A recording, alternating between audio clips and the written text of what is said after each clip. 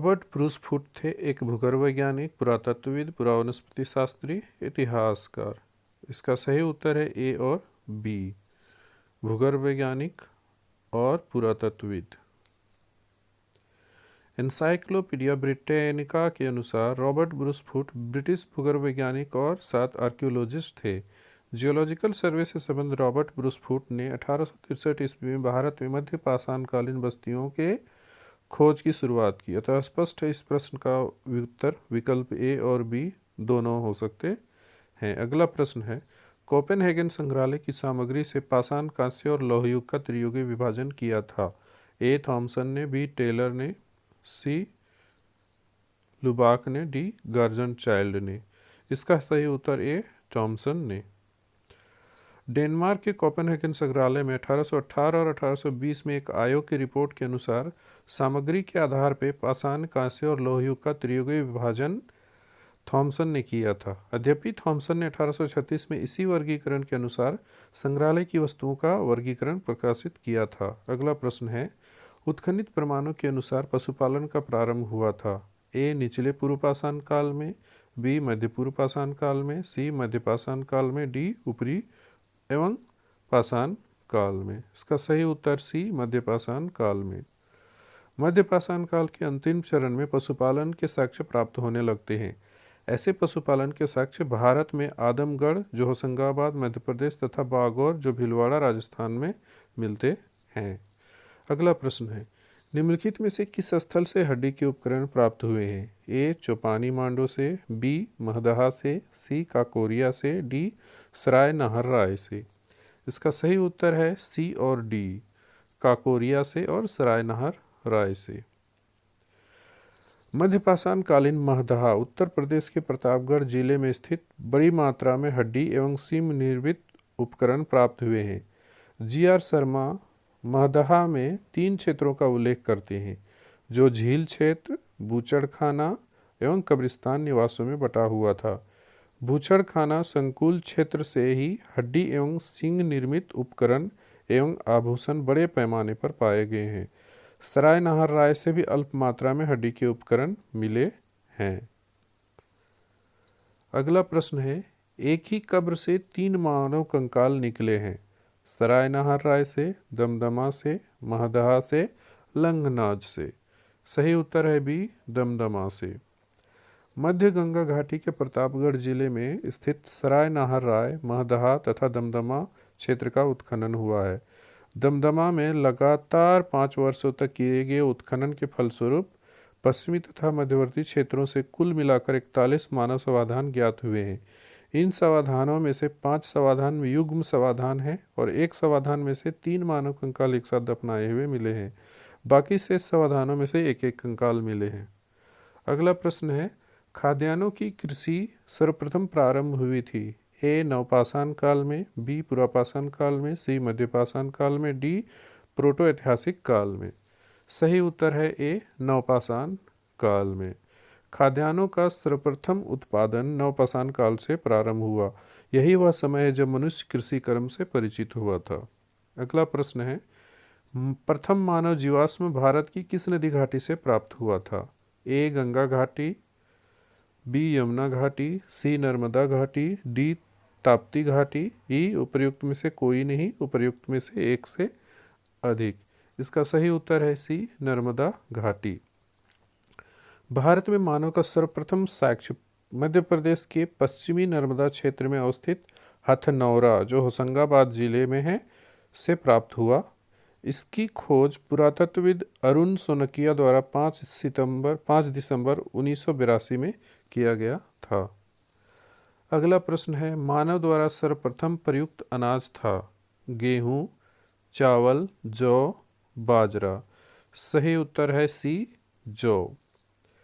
आधुनिक मानव समाज द्वारा मुख्य रूप से 8 खाद्य अनाजों का उपभोग किया गया है, जो है जौ, गेहूं, चावल, मक्का, बाजरा, सोरगम, राई एवं जई। अनाजों के पौधे विभिन्न क्षेत्रों में जंगली घास के रूप में विद्यमान थे, जिन्हें बीजों के रूप में अलग अलग क्षेत्र में से अलग अलग समय पर मानव ने उगाया। वैश्विक दृष्टि से देखा जाए तो सर्वप्रथम जौ, जिसको बार्ली के नाम से जानते हैं, 8000 ईसा पूर्व के आसपास भूमध्य सागर एवं ईरान के मध्य स्थित पश्चिमी एशिया के देश में मानव द्वारा उगाया गया। बाद में लगभग इन्हीं क्षेत्रों में 8000 ईसा पूर्व के आसपास ही गेहूं भी उगाए जाने लगा। अगला प्रश्न है, भारतीय उपमहाद्वीप में कृषि के प्राचीनतम साक्ष्य प्राप्त हुए हैं। कोल्डी हवा से, लहुरा देव से, मेहरगढ़ से, टोकवा से। सही उत्तर है बी, लहुरा देव से। नवीनतम खोजों के आधार पर भारतीय उपमहाद्वीप में प्राचीनतम कृषि साक्ष्य वाला स्थल उत्तर प्रदेश के संत कबीर नगर जिले में स्थित लहुरा देव है। यहाँ से 9000 ईसा पूर्व से 7000 ईसा पूर्व तक के बीच चावल के साक्ष्य प्राप्त होते हैं। उल्लेखनीय है कि इस नवीनतम खोज से पूर्व भारतीय उपमहाद्वीप का प्राचीनतम कृषि साक्ष्य वाला स्थल मेहरगढ़, जो वर्तमान में पाकिस्तान के बलूचिस्तान में स्थित है, यहाँ से 7000 ईसा पूर्व के गेहूं के साक्ष्य मिले हैं। जबकि प्राचीनतम चावल के साक्ष्य वाला स्थल कोल्डी हवा इलाहाबाद जिले में बेलन नदी के तट पर स्थित, यहाँ से 6500 ईसा पूर्व के चावल की भूसी के साक्ष्य मिले हैं। माना जाता था उपरोक्त संदर्भों में यदि विकल्प में लहुरा देव रहता है तो उपयुक्त विकल्प वही होगा, परंतु लहुरा देव के विकल्प में न होने की स्थिति में इसका उत्तर पूर्व की भांति होगा। अगला प्रश्न है, नवपाषाण युग में भारतीय उपमहाद्वीप के उत्तर पश्चिमी क्षेत्र में निम्नलिखित में से किस स्थान पर कृषि के अभ्युदय के प्रारंभिक प्रमाण प्राप्त हुए हैं। ए मुंडीघाक, बी दम्बसादत, सी आमरी, डी मेहरगढ़, ई बालाकोट। इसका सही उत्तर है डी मेहरगढ़। नवीनतम खोजों के आधार पर भारतीय उपमहाद्वीप में प्राचीनतम कृषि साक्ष्य वाला स्थल उत्तर प्रदेश के संत कबीर नगर जिले में स्थित लहुरा देव है। यहाँ से 9000 ईसा पूर्व से 7000 ईसा पूर्व के बीच के चावल के साक्ष्य मिलते हैं। उल्लेखनीय है कि इस नवीनतम खोज से पूर्व भारतीय उपमहाद्वीप का प्राचीनतम कृषि साक्ष्य वाला स्थल मेहरगढ़, यहाँ से 7000 ईसा पूर्व के गेहूं के साक्ष्य मिले हैं। जबकि प्राचीनतम चावल के साक्ष्य वाला स्थल कोल्डी हवा, यहाँ से 6500 ईसा पूर्व के पास से चावल की भूसी के साक्ष्य मिले हैं। अगला प्रश्न है, भारत में पशुपालन एवं कृषि के प्राचीनतम साक्ष्य प्राप्त हुए हैं।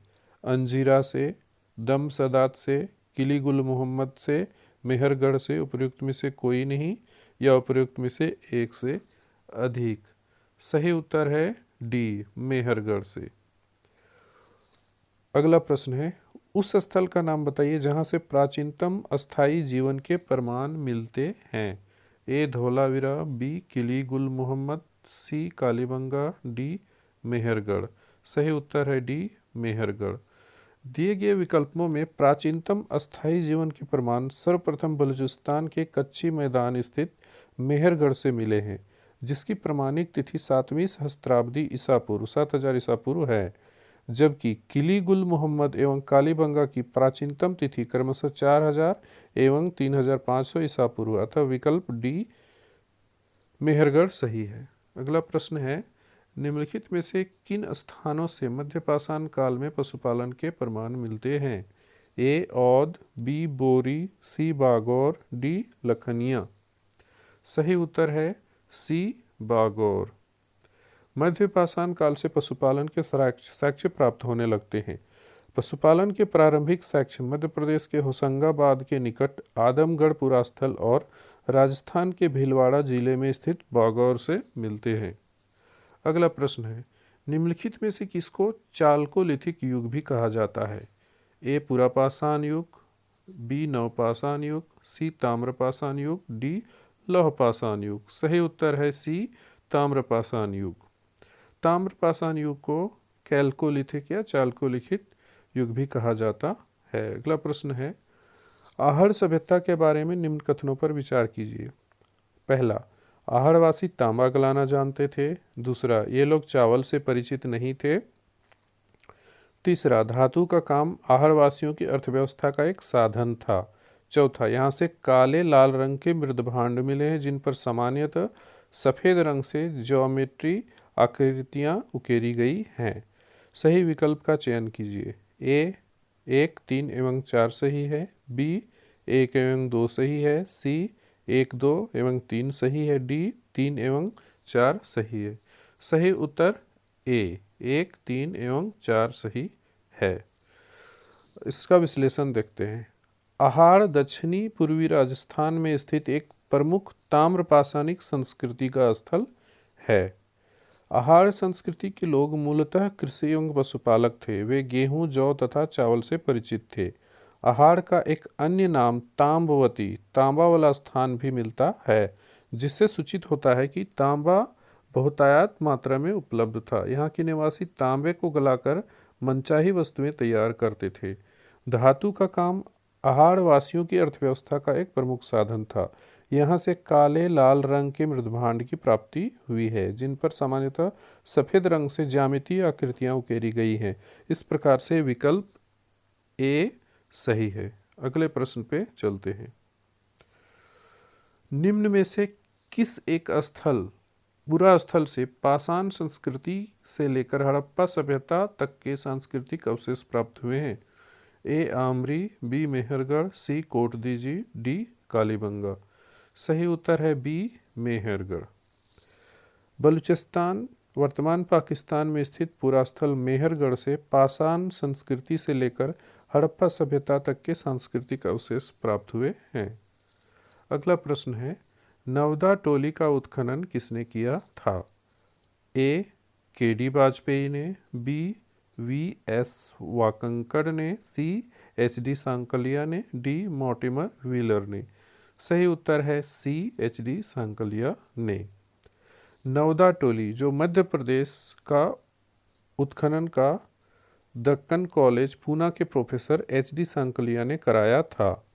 यह स्थल इस महाद्वीप का सबसे विस्तृत उत्खनित ताम्रपाषाणिक ग्राम स्थल है, जिसकी तिथि 1600 से 1300 ईसा पूर्व के मध्य निर्धारित की गई है। अगला प्रश्न है, वृहत पाषाण स्मारकों की पहचान की गई है। ए सन्यासी गुफाओं के रूप में, बी मृतकों को दफनाने के स्थान के रूप में, सी मंदिर के रूप में, डी उपर्युक्त में से कोई नहीं।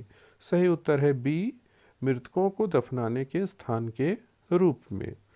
नवपाषाण युगीन दक्षिण भारत में शवों को विभिन्न प्रकार की समाधियों में दफनाने की परंपरा विद्यमान थी। इन समाधियों को, जो विशाल पाषाण खंडों से निर्मित है, वृहत पाषाण या मेगालिथ के नाम से जाना जाता है। इनके विभिन्न प्रकार हैं, जैसे शिष्ट समाधि, pit circle, cairn circle, dolmen, umbrella stone, hood stone, कंदराएं, मेहिर इत्यादि। अगला प्रश्न है, राख का टीला निम्नलिखित किस नवपाषाणिक स्थल से संबंधित है? ए बुद्धिकाल, बी संगलकल्लू, सी कोल्डिहवा, डी ब्रह्मागिरी। सही उत्तर है बी संगलकल्लू। कर्नाटक में मैसूर के पास वेल्लारी जनपद में स्थित संगलकल्लू नामक नवपाषाण कालीन स्थल से राख के टीले प्राप्त हुए हैं। अगला प्रश्न है, भीमबेटका किसके लिए प्रसिद्ध है? ए गुफाओं के शैल चित्र, बी बौद्ध प्रतिमाएं, सी खनिज, डी सोन नदी का उपागम स्थल। सही उत्तर है ए गुफाओं के शैल चित्र। मध्य प्रदेश के रायसेन जिले में स्थित भीमबेटका प्राग ऐतिहासिक शैल चित्रकला का श्रेष्ठ उदाहरण है।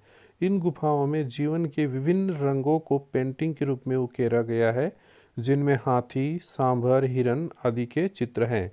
अब तक लगभग 700 शरण स्थलियों की पहचान की जा चुकी है, जिसमें 133 में चित्र पाए गए हैं। अगला प्रश्न है, भीमबेटका की गुफाएं कहाँ स्थित है? ए भोपाल, बी सिंगरौली, सी पंचमढ़ी, डी अब्दुल्लागंज, रायसेन। सही उत्तर है डी अब्दुल्लागंज, रायसेन। मध्य प्रदेश के रायसेन जिले में स्थित भीमबेटका का प्राग ऐतिहासिक शैल चित्रकला का श्रेष्ठ उदाहरण है। इन गुफाओं में जीवन के विविध रंगों को उकेरा गया है, जिनमें जानवरों जैसे हाथी, सांभर, हिरन आदि के चित्र हैं, और लगभग अब तक 700 शरण स्थलियों की पहचान की जा चुकी है, जिसमें 133 में चित्र पाए गए हैं। अगला प्रश्न, भारत में किस शिलाश्रय से सर्वाधिक चित्र प्राप्त हुए हैं? ए घघरिया, बी भीमबेटका, सी लेखाहिया, डी आदमगढ़। सही उत्तर है बी भीमबेटका। अगला प्रश्न है, निम्नलिखित में से किस भारतीय पुरातत्ववेत्ता ने पहली बार भीमबेटका गुफा को देखा और उसके शैल चित्रों के प्रागैतिहासिक महत्व को खोजा? ए. माधव स्वरूप वत्स, बी. एच.डी. सांकलिया, सी. वी.एस. वाकंकर, डी. वी.एन. मिश्रा। सही उत्तर है सी. वी.एस. वाकंकर। मध्य प्रदेश के रायसेन जिले में स्थित भीमबेटका का प्रागैतिहासिक शैल चित्रकला का श्रेष्ठ उदाहरण है। इसकी खोज वर्ष 1957 में वी.एस. वाकंकर ने की थी। यूनेस्को ने भीमबेटका शैल चित्रों को विश्व विरासत की सूची में सम्मिलित किया है। अगला प्रश्न, भीमबेटका को किसने खोजा था? Doctor HD. सांकलिया ने, श्याम सुंदर निगम ने, विष्णुधर वाकंकर ने, डॉक्टर राजबली पांडे ने। इसका सही उत्तर है सी. डॉक्टर विष्णुधर वाकंकर ने। अगला प्रश्न है, गैरिक मृदभांड पात्र का नामकरण हुआ था? ए. हस्तिनापुर में, बी. अहिछत्र में, सी. नोह में, डी. लाल किला में। सही उत्तर है ए. हस्तिनापुर में। गंगा यमुना दोआब की सांस्कृतिक परंपरा संभवतः उस संस्कृति से साथ शुरू होती है जिसे अपने अत्यंत विशिष्ट मृदभांड के नमूने के कारण गेरुवर्णी गैरिक मृदभांड संस्कृति OCP कहा गया। बी लाल ने वर्ष 1951 में हस्तिनापुर में सर्वप्रथम गैरिक मृदभांड प्राप्त किया था और वहीं इसका नामकरण हुआ। इस प्रकार से सही उत्तर ए. हस्तिनापुर है। अगला प्रश्न है, ताम्रपाषाण काल में महाराष्ट्र के लोग मृतकों को घर के फर्श के नीचे किस तरह दफनाते थे? ए. उत्तर से दक्षिण की ओर, बी. पूर्व से पश्चिम की ओर, सी. दक्षिण से उत्तर की ओर, डी. पश्चिम से पूर्व की ओर। सही उत्तर है ए. उत्तर से दक्षिण की ओर। महाराष्ट्र की ताम्रपाषाण कालीन संस्कृति, जिसको जोरवे संस्कृति के नाम से भी जाना जाता है, के नेवासा, दैमाबाद, कोठे, चंदौली, इनामगांव आदि पुरास्थलों में घरों से मृतकों को अस्थि कलश में रखकर उत्तर से दक्षिण स्थिति में घरों के फर्श के नीचे दफनाए जाने के साक्ष्य मिले हैं। कब्र मिट्टी की हंडियां और तांबे की कुछ वस्तुएं भी रखी जाती थी। इस प्रकार से इस प्रश्न का सही उत्तर ए. उत्तर से दक्षिण की ओर है। अगला प्रश्न है, निम्नलिखित में से किस स्थल से गर्तवास और मानव कंकाल के साथ कुत्ते का कंकाल भी समाधानों से प्राप्त हुआ है? ब्रह्मागिरी, बुर्जहोम, चिराद, मास्की। सही उत्तर है बी. बुर्जहोम। जम्मू एवं कश्मीर में श्रीनगर के निकट उत्तर पश्चिम में एक स्थित बुर्जहोम से नवपाषाण कालीन अवस्था में मानव कंकाल के साथ कुत्ते का कंकाल भी समाधान से प्राप्त हुआ है। गर्तवास गड्ढों वाले घर भी यहाँ की प्रमुख विशेषता है। अगले प्रश्न पे चलते हैं। निम्नलिखित युग्मों पर विचार कीजिए। ऐतिहासिक स्थान और ख्याति का कारण। पहला है बुर्जहोम, चंद्रकेतुगढ़, गणेश्वर, शैलकृत देव मंदिर, टेराकोटा कला, ताम्र कलाकृतियाँ। उपर्युक्त युग्मों में से कौन सा सही सुमेलित है? ए. केवल 1, बी. 1 और 2, सी. केवल 3, डी. 2 और 3। सही उत्तर है डी. 2 और 3। चंद्रकेतुगढ़, जहाँ से टेराकोटा कला की पता चलता है, गणेश्वर जहाँ से ताम्र कलाकृतियाँ का पता चलता है। विश्लेषण देखते हैं। बुर्जहोम नामक नवपाषाण कालीन पुरास्थल जम्मू कश्मीर केंद्र शासित प्रदेश में अवस्थित है। इस पुरास्थल की खोज 1935 में डी. टेरा एवं पीटरसन ने की थी। इस पुरास्थल से गर्तवास के साक्ष्यों की प्राप्ति हुई है। चंद्रकेतुगढ़ पश्चिम बंगाल के प्रांत में स्थित एक प्रमुख ऐतिहासिक पुरास्थल है जो विद्याधरी नदी के तट पर स्थित है। यहाँ से ऐतिहासिक काल के टेराकोटा कला के कई उपकरण प्राप्त हुए हैं जो तत्कालीन शिल्प कौशल की एक असामान्य विशेषता प्रदर्शित करता है। गणेश्वर राजस्थान प्रांत में स्थित एक प्रमुख ताम्रपाषाणिक पुरास्थल है। इस पुरास्थल की खोज राजस्थान विश्वविद्यालय के पुरातत्व विभाग के प्रोफेसर रतन चंद्र अग्रवाल ने की थी। इस पुरास्थल से दोहरी पेंचदार सिरे वाली ताम्र वानाग्र मछली पकड़ने का कांटा तथा विभिन्न प्रकार के मृदभान प्राप्त हुए हैं। इस प्रकार से विकल्प डी सही उत्तर है। अगले प्रश्न पे चलते हैं। विंध्य क्षेत्र के किस शिलाश्रय से सर्वाधिक मानव कंकाल मिले हैं? ए मोरहना पहाड़, बी घघरिया, सी बघीखोर, डी लेखहिया। सही उत्तर है डी लेखहिया। डॉक्टर जे.एन. पांडे की पुस्तक पुरातत्व विमर्श के अनुसार विंध्य क्षेत्र के लेखहिया के शिलाश्रय संख्या 1 से मध्य पाषाणिक लघु पाषाण उपकरणों के अतिरिक्त 17 मानव कंकाल प्राप्त हुए हैं, जिनमें से कुछ सुरक्षित हालत में हैं तथा अधिकांश क्षत विक्षत अवस्था में प्राप्त हुए हैं। अमेरिका के ओरेगॉन विश्वविद्यालय के जॉन आर लुकास के अनुसार लेखहिया में कुल 27 मानव कंकालों की अस्थियां मिली है, अतः विकल्प डी लेखहिया सही आंसर है। अगला प्रश्न है, नीचे दो कथन दिए गए हैं, एक को अभिकथन, दूसरे को कारण कहा गया है। अभिकथन, विंध्य क्षेत्र के पाषाण युगीन लोगों ने नूतन भूतल काल के अंत में गंगा घाटी में प्रव्रजन किया। कारण, जलवायु परिवर्तन के कारण इस काल में शुष्कता का चरण था। नीचे दिए गए कूट से सही उत्तर का चयन कीजिए। ए और आर दोनों सही है तथा आर ए की सही व्याख्या करता है। बी, ए और आर दोनों सही है परंतु आर ए की सही व्याख्या नहीं करता है। सी, ए सही है परंतु आर गलत है। डी, ए गलत है परंतु आर सही है। इसका सही उत्तर है ए और आर दोनों सही है तथा आर ए की सही व्याख्या करता है। विश्लेषण देखते हैं। जी.आर. शर्मा ने सराय नाहर राय में खुदाई के बाद यह अवधारणा दी कि नूतन भूतल काल के अंत में सूखे के कारण विंध्य क्षेत्र में भोजन की कमी के कारण लोगों ने गंगा घाटी क्षेत्र में प्रवास किया था। अगला प्रश्न है, भारतीय पुरातत्व सर्वेक्षण निम्नलिखित विभागों या मंत्रालयों में से किसका संलग्न कार्यालय है? संस्कृति, पर्यटन, विज्ञान और प्रौद्योगिकी, मानव संसाधन विकास। सही उत्तर है ए संस्कृति मंत्रालय। भारतीय पुरातत्व सर्वेक्षण आर्कियोलॉजिकल सर्वे ऑफ इंडिया संस्कृति मंत्रालय के अधीन एक स्वायत्त विभाग है। अगला प्रश्न है, भारतीय पुरातत्व का जनक किसे कहा जाता है? Alexander Cunningham, John Marshall, Mortimer wheeler, James Prinsep. सही उत्तर है ए अलेक्जेंडर कनिंघम। अलेक्जेंडर कनिंघम को एक ब्रिटिश सेनाधिकारी के रूप में बंगाल इंजीनियर के साथ काम करने के लिए तैनात किया गया था। उन्हें ही भारतीय पुरातत्व के जनक के रूप में जाना जाता है। अगला प्रश्न है, राष्ट्रीय मानव संग्रहालय कहाँ पर है? ए गुवाहाटी, बी बस्तर, सी भोपाल, डी चेन्नई। सही उत्तर है सी भोपाल। राष्ट्रीय मानव संग्रहालय, जिसका नाम बदलकर इंदिरा गांधी राष्ट्रीय मानव संग्रहालय कर दिया गया है, भोपाल मध्य प्रदेश में स्थित है। यह भारत सरकार के संस्कृति विभाग के अंतर्गत स्वायत्त शासित